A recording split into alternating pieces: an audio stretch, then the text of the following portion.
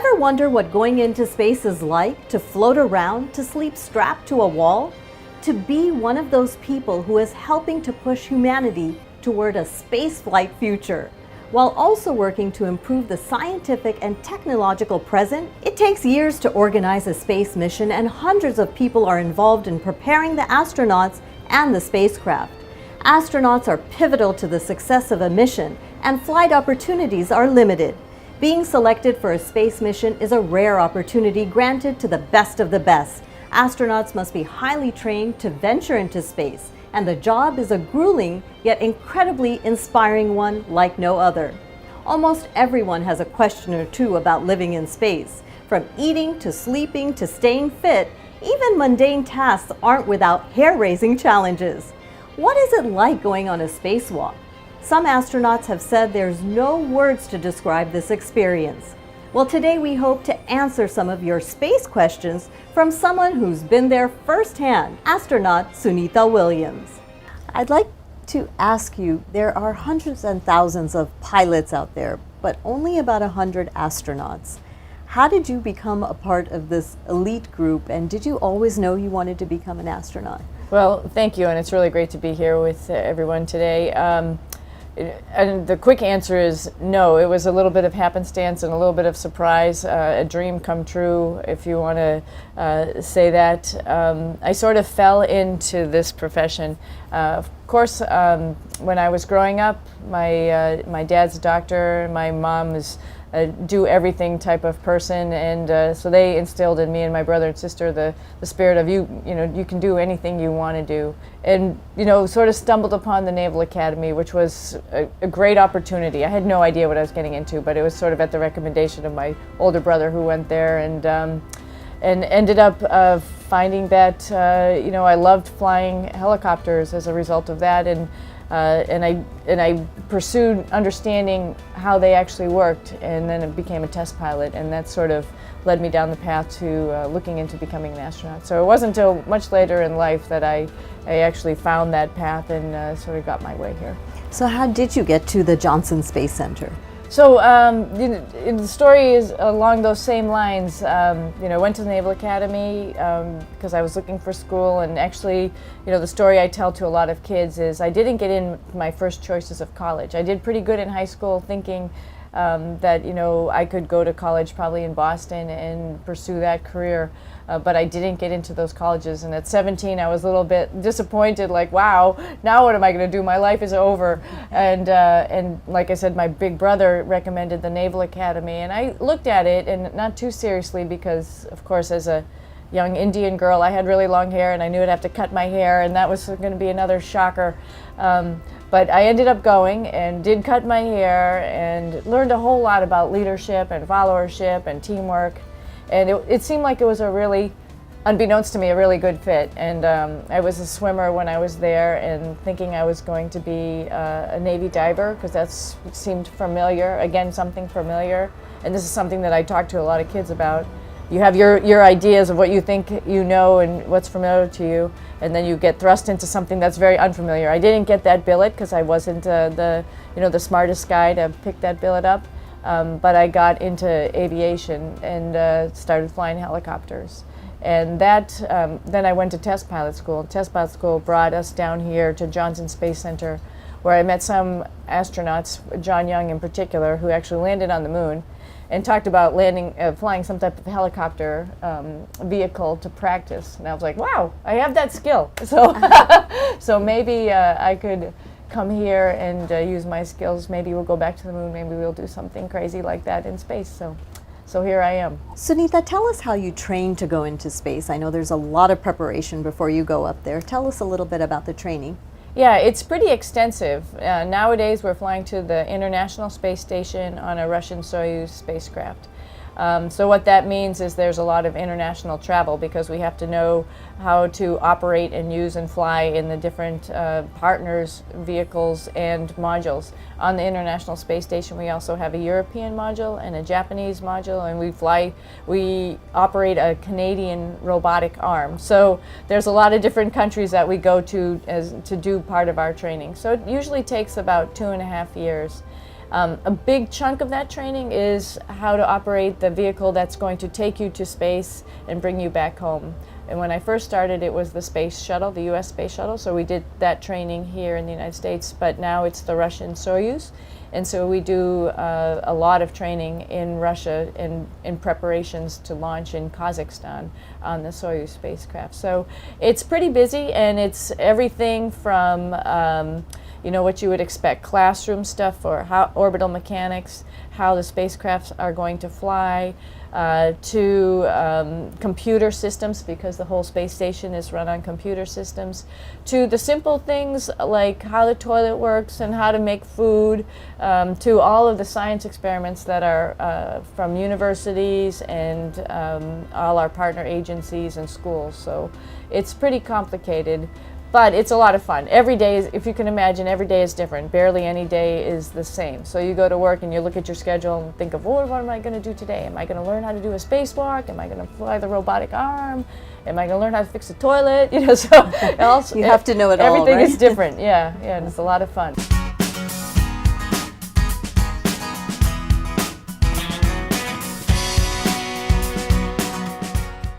When you're driving to the launch pad and the bird comes into view, what goes through? What are you feeling? Wow, it's hard to explain, because particularly on my first flight, I thought to myself, wow, this isn't going to really happen. This is just a simulation. We've done this once before, and we do this in training, where you actually go out to the spacecraft when it's in the vertical position there, and you get in it to see where everything is, make sure everything's in the right place, and you go through sort of a simulation of what launch day is going to be like. And it felt the same way, like, well, this isn't really going to happen. On my first launch, we actually had we didn't launch the first attempt because of bad weather. And so it sort of built on that same feeling, like, oh, this isn't ever really going to happen. And on the second launch attempt, when we actually went, it was exhilaration. Everybody on the middeck where I was on the space shuttle was all excited too. All three of us were first-time flyers. We were like it was on a roller coaster, just screaming and yelling, "Woo! Let's go! We're going to space! Oh my God!" And so it was really, really exciting. Describe liftoff for us. So liftoff is incredible. You're sitting there, and I'll talk about to the space shuttle, because the space shuttle is a little bit more bouncy ride. So it's a little bit gave a little bit bigger impression, and it was the first time I went to space. 5 minutes beforehand, we start the APUs, which are the auxiliary power units.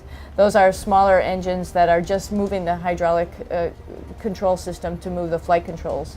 And the vehicle actually does move its flight controls, which are pretty far down from where we are. Again, that moment arm, and you can start to feel the vehicle move a little bit, even when just the flight controls move, not even the engines turn on, but just the flight controls move. You're like, oh, that's interesting. And 6 seconds before launch, the main engines start, and they're all at 1.5 million pounds of thrust, and they're offset from the together 1.5 million pounds of thrust. They're offset from the center of mass, the center of gravity of the vehicle, so it actually makes the vehicle move a little bit, and you can feel them start, the rumbling. You can feel the vehicle twang, which means it moves over a little bit. And then on liftoff, the SRBs, the solid rocket boosters, light, and you're propelled right off the planet. And you can feel this acceleration, and it's just loud and vibratory, and you're just moving. And then the vehicle starts to accelerate as it's going up and up through thinner, as the atmosphere is getting thinner, and you can feel the G forces start to push on you. And it's the G force that pushes you right here.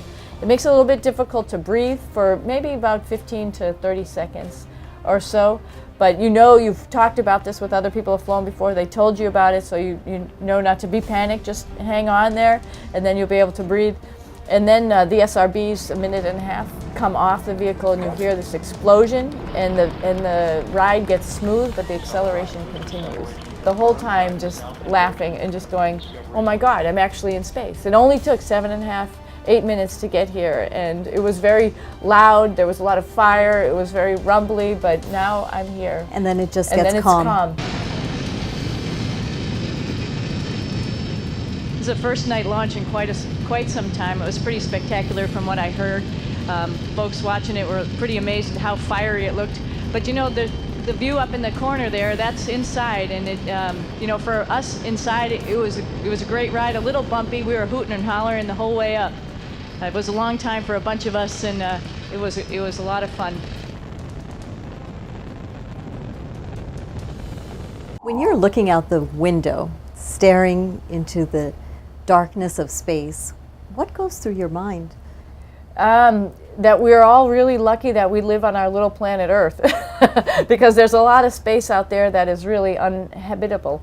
You know, we're only about 250 miles, 400 kilometers above the planet, where we're orbiting, which is it's not very far at all. I mean, it's the distance between like New York and Boston. And it's not that just that distance above our planet, there's, you know, essentially no air. It's the vacuum of space. Nobody can live. And we're lucky we have our little atmosphere that keeps us alive on our little planet. And then you look out into space and you see all those stars out there and how far away they look, that we are absolutely very lucky that we have our little planet to live on. Tell us about sunrise and sunset. Oh, absolutely gorgeous. We get the pleasure of seeing 16 of them, sunrises and sunsets, in one 24-hour period if all you were doing was looking out the window. Unfortunately, we actually have to do some work, so we don't get to do that all the time. But they are just incredible. I mean, you can see this thing called the Terminator, which is the area between light and dark going across the Earth as you know, the night and day starts to change. Sunrises and sunsets are very quick. You know, here we get the pleasure of sitting on a beach or whatever and watching for 20 minutes as the sun is going down. Up in space, once it gets close to the horizon, it's gone in a couple of seconds, essentially, almost maybe a minute. How fast are you going? So we're going approximately 17,500 miles an hour, about 5 miles every second. Again, you know, I relate it to photography because it's something maybe people can think about. You know, when you're taking a picture, if you just didn't do anything and took a picture, it would be a big blur. So you sort of have to track if you're taking a picture of something on Earth. Tell us what a spacewalk is like. Oh, you know, I think it's probably the most incredible thing you can do in space because you're in your own spacecraft. Essentially, the spacesuit is its own thing. It has its own, like I said, heating and cooling, its own oxygen system, own carbon dioxide removal, and so you are in it alone outside. Of course, we have a tether, which is like a fishing reel tether that holds us to a part of the space station while we are translating and moving around on the space station. So we're not free floating out there. However, it has human factors involved in it, the fishing line, so it could get disconnected if you weren't careful. As a result of that, we have a backpack, a jetpack on the back of the spacesuit, which you could fly yourself back to the space station. And luckily, knock on wood, nobody's had to do that. We've tested it while we were inside the payload bay of the space shuttle. But we haven't had to use it while we're out on the space station. The space station is like a soccer field. It's pretty huge, and so we have people all over, you know, when they're out doing spacewalks, 2 at a time. They can go to any part of the space station to do any type of repairs or additions or whatever we're doing, and so you want to be connected all the time.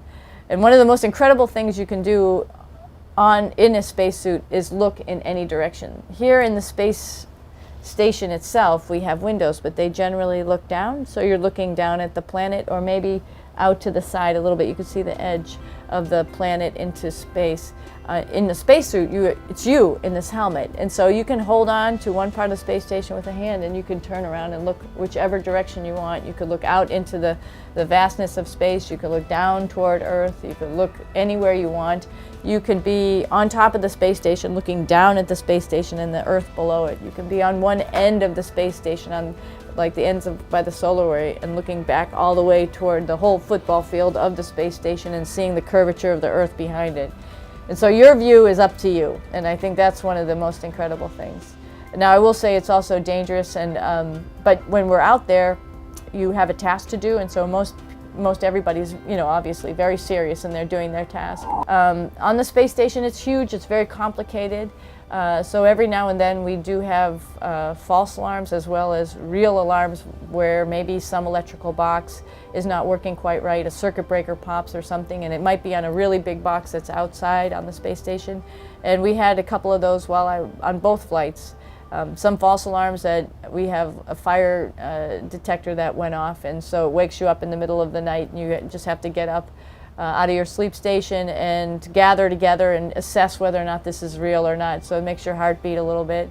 We also had some real circuit breaker pops, as you might want to call it, but outside of the space station where some upstream power box didn't work, which then took down all sorts of electrical power inside of the space station, and then have to figure out how to work that. And one thing the space station could do is could go into loss of attitude control, where it's tumbling a little bit. But it's still flying. You know, it's still orbiting the Earth. It's not going to stop orbiting the Earth. It just changes its attitude a little bit. So you all are tumbling inside? Well, we're not tumbling inside because Okay. it's all relative, but the Okay. space station, instead of flying like an airplane around the planet, it's sort of just moving around at any attitude it wants to.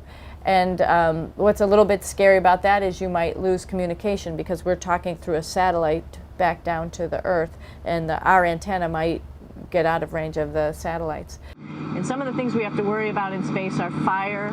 If we had a fire, if we had a depressurization, like we were hit by a micrometeorite and it made a hole, or if we had some type of toxic atmosphere. We use ammonia for our radiator, so there is a possibility that ammonia could come into the vehicle, and then it would be bad for all of us. If we have any of those problems, we come right here, which we call the central post. It is the main heart of the space station. It was also the first computers that came up here that ran the space station. And so behind this wall right here are these main computers. So we gather here as a group of 3 or 6 and then figure out how we're going to either fight the fire, patch the hole, or solve the toxic spill. When you look out the window, can you tell what you're looking at? Can you see continents, oceans? Oh, absolutely. Do you know exactly what you're looking at? For the most part, you get better and better at it. At first, you know, you sort of have to keep looking at world map, which is we have on the computers here to verify is that where we are. But you get better and better, and you can recognize, you can tell differences between one continent and another. South America is with the rainforest, it's very dark. Versus Africa, when you fly over the Sahara, of course, it's very light, sandy. The southern part is a little bit more dark. You know it's North America. It's obvious because we know North America just by living here so well. India is very obvious, of course, and Russia is huge. So you know portions of Russia. You know portions of Europe, of course. And then when you get to the East Coast there, you know Japan and where China is and stuff. So you can pick out stuff before long, and you can pick out stuff as small as bridges. So anything that has a contrast, you can pick out really well. Anything that has, in times when you have a lot of shadow, I was able to pick out even the Statue of Liberty, just because the sun was shining such that it had a very long shadow, and I could follow it back to where the shadow was. So there's little hints of ways to find things on the ground. You get better and better. You get better and better too. Mm-hmm. Now I'm going to take you to one of the coolest places on the space station.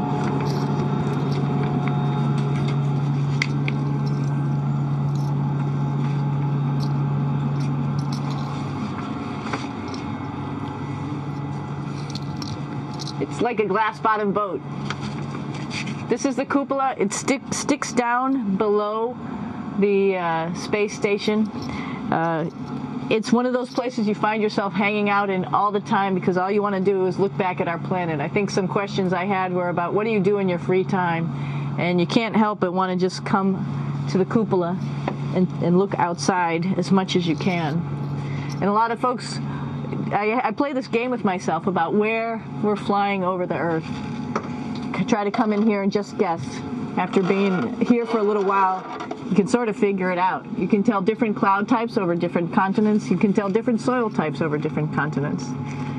So let's see. And then, of course, there's a lot of ocean. So usually we're over the ocean at first glance. I will tell you in just a moment where we are.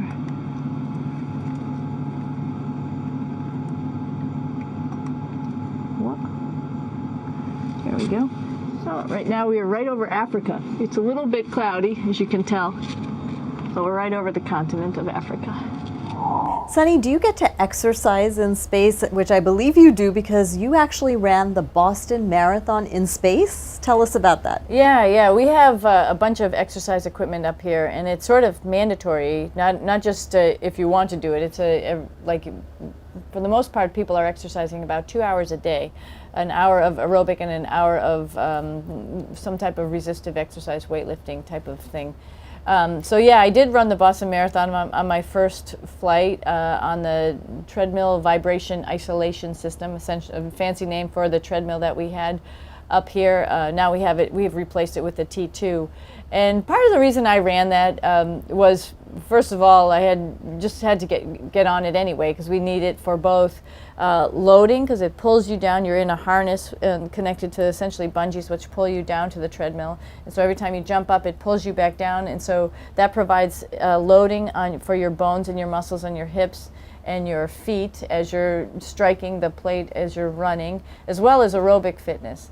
And so we need to exercise. Also, your muscles are going to go away. You don't have to, we don't recognize that on Earth as you walk around, you're using a bunch of muscles and your heart is even being exercised. So we need to exercise up here to keep all your muscles in good health, including your heart, so that when you return, you'll be okay. And one of the things we also do is we exercise. We have some exercise equipment on board the space station. We need to do that because we lose bone density and muscle mass while we're up here, and that's a result of not having to fight against gravity.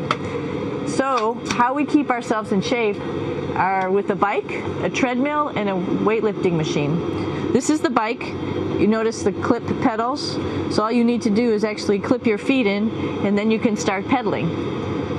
You don't need a seat because you don't sit down. Actually, I haven't sat down for 6 months now, so you don't need any type of seat. Just make sure you're held in with your pedals. You probably see that the bike bounces around a little bit. As I move it, it's not steady and held to the wall firmly. And the reason for that is the space station is pretty big. You saw that there's also solar arrays on the space station. If we start putting any forces into the space station, it's going to make those solar arrays bounce around a little bit. So to prevent that, the machines bounce around a little bit, move around a little bit, and that way we don't put any forces onto the structure of the spacecraft out to the solar arrays. Tell us about connecting back with your roots in your trip to India. Yeah, I was really lucky. After both of my flights, I've had the opportunity to go back to India. After my first flight, I flew into my father's home state of Gujarat, Ahmedabad, and it was a little overwhelming. And I'll just say that with a quick reflection of just coming back from space itself, after, if you can imagine living in this container with only a crew of 3 or a crew of 6, and then seeing a whole lot of people, that's a little shocking in itself. And for me, after coming back from space, getting used to people, but then going to India and seeing all of those people, that was a little bit shocking. But I think the thing that hits home with me every time I think about is how warm and welcoming everybody was, how interested people are, from the little kids to the grandmothers and grandfathers, just about the trip to space, the mission, the science that's involved, the personal feelings, all of the wonderful questions that I got while I was there, and the feeling of connection and the feeling of welcome. So it was really, both of the trips were great. The first one, of course, like I said, to my dad's home state of Gujarat initially, and then on my second trip, I got to finish with going to Gujarat, which was great because it was nice to end that trip with family and friends. Give us a quick rundown of what it's like coming back to Earth, the process of re-entry. Re-entry is different, just like launch for both the shuttle and the Soyuz. The shuttle comes back like an airplane. It slows down with its belly facing into what we call the velocity vector, so hitting all those little molecules of air is getting thicker and thicker and thicker coming into the atmosphere, and that's doing all the cooling, or dissipating all the heating, rather, from as you're entering into the atmosphere. And then, but eventually, it pushes over and flies like an airplane. It gets to the landing area, Kennedy Space Center or Edwards Air Force Base in California, with excess energy, which means it's higher than it has to be, so it can do a alignment circle to land on the runway, and then it lands like an airplane on the runway. We're sitting way up in the front, and they slow down by landing on the main gear, and then the nose sort of slaps down, and we feel that slap down. But that's really the most of the bumpiness of the ride. Sunny, you have set some amazing records as an astronaut, as a woman. What would you like to say to all our young viewers out there who aspire to have a career like yours? Well, first and foremost, I say records are made to be broken. So I'm hoping there'll be many, many young girls or young boys or whoever will come out and break all the records that all of us have set in this time frame. That's what happened in the past. You know, there had been people who had been the first people to space, and we've done amazing things since then. I mean, we've taken space travel, spacewalking, living in space to the next level, and I can only imagine what the next generation of explorers will get to do. I talked earlier about how I became an astronaut, which was not the most straight path. Some of the people in the office had a very straight path and had, you know, their mindset when they were young kids that this is what I want to do, and they attained their goals. And I think that's awesome, but that's not everybody. It's probably only a small percentage of the people out there. So I would suggest to kids out there, try as many interesting things as possible. See what you like. When you like something, you're going to do it well. The third thing I would say is failure is okay if you can figure out why you failed and fix that the next time. Don't be afraid to fail. Take chances.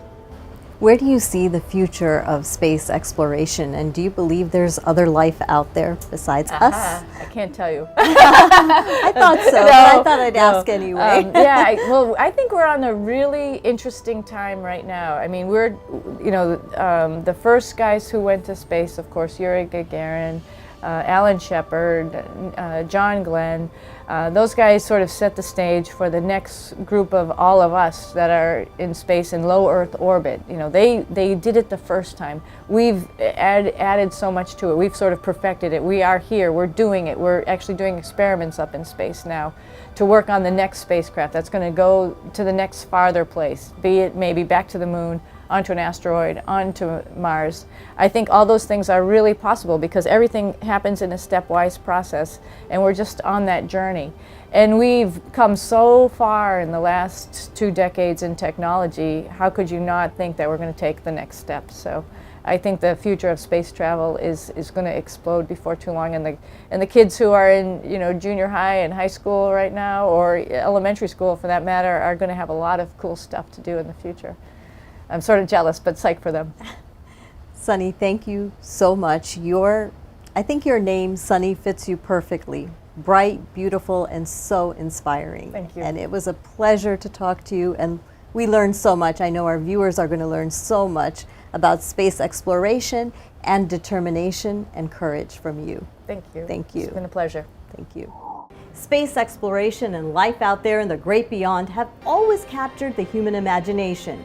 But few people get to experience the thrill of liftoff, the view of Earth from above, and to float in a spacecraft. Sunita Williams is one of those special and qualified individuals who has done so. We look up to Sunita for her courage, determination, and drive to explore the unknown.